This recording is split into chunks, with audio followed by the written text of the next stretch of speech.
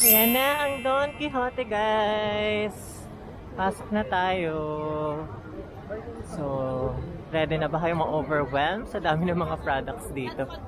So, good luck po sa atin.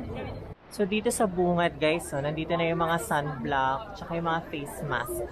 Tsaka ito, yung sikat dito na hair care, hair mask. Sikat na hair mask dito sa Japan, Fino. Ay, dito may mga bag charms. Ay, wala bang Care Bears? Mga Sanrio. Ay, nasa Hello Kitty. Ay, dito may mga souvenir jacket. Ah, ayun. 7,099 yen. Ito sa side na to, oh, may mga souvenir t-shirts. Yan, may nakalagay Tokyo, Shinjuku, Japan. I love Japan. So, parang ano siya, 1,990 yan. Mga unisex souvenir shirts. And meron din mga caps dito. Yan. Ah, yung kita man ito, Shinchan. Cute. May pink. Tapos may yellow. Ay, may ibang colors po. 3,990 yen. Cute. Parang collaboration. Cute.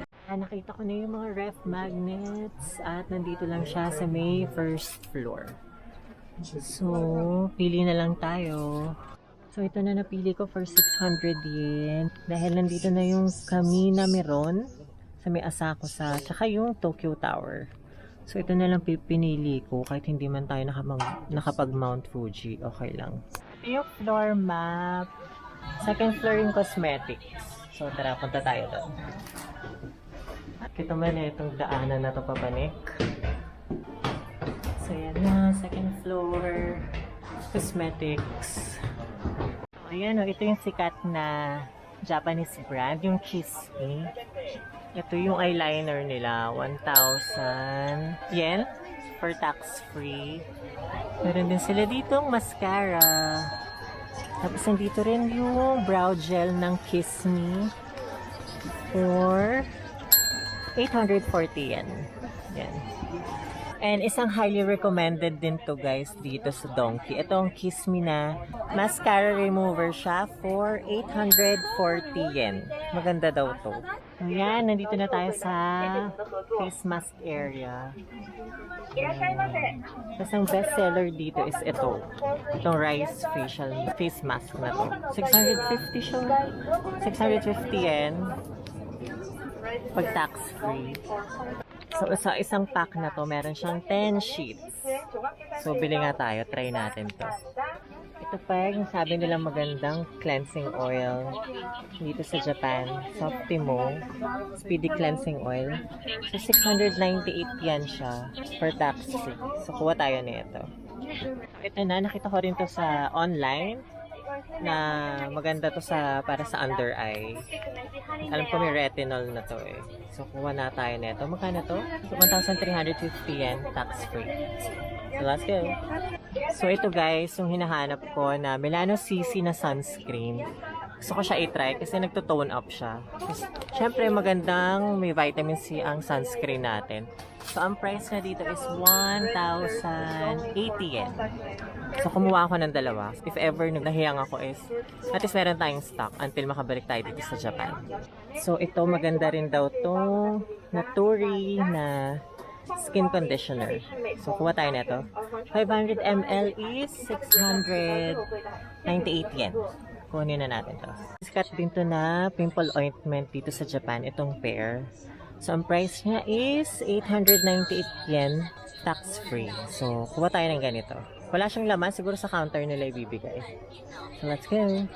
Ito yung cream para sa mga kagat ng lamok. So, bili tayo ng ganyan. So, yung price niya is 648 yen. So, since lagi tayong kinakagat ng lamok, bili tayo ng ganito. Tapos dito namang side, yung mga sikat na DHC. Ito, collagen. Tapos ito, vitamin C. So, magkano siya dito? Itong maliit is 508 yen. Tapos ito is 1,280 yen. May 60 pieces na siya. Tapos ito namang maliit is 20 pieces. Tapos dito rin sa Donkey, meron silang mga hair tools. Katulad na itong plancha, tapos meron silang hair curler. 22,000 yen. Tapos ito 15,000 yen. Itong hair straightener.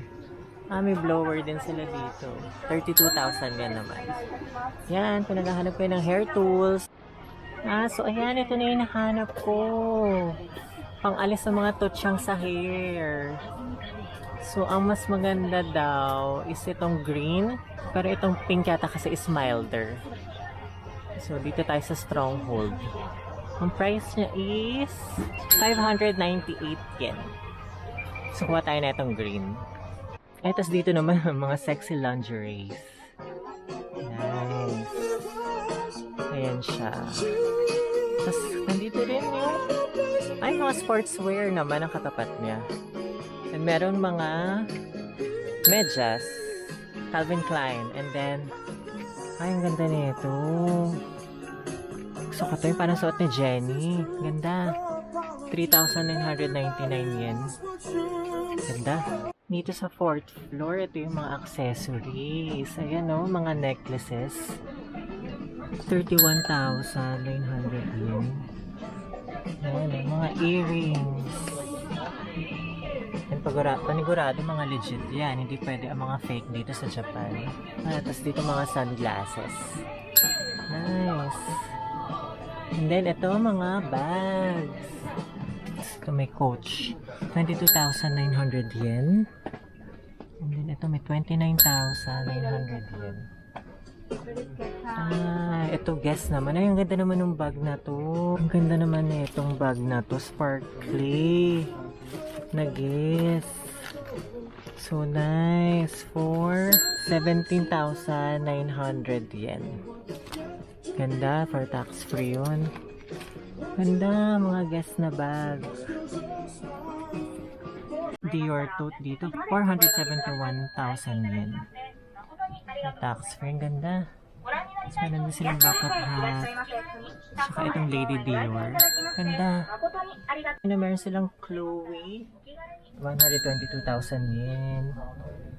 Tapos meron din dito Fendi. 282,000 yen. Grabe. Ito may Bottega Veneta. 292,000 yen. Ganda.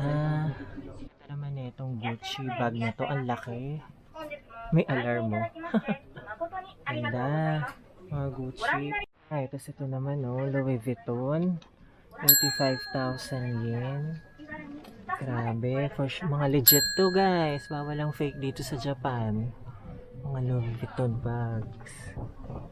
Tapos dito naman mga wallets na Louis Vuitton. 69,900 yen.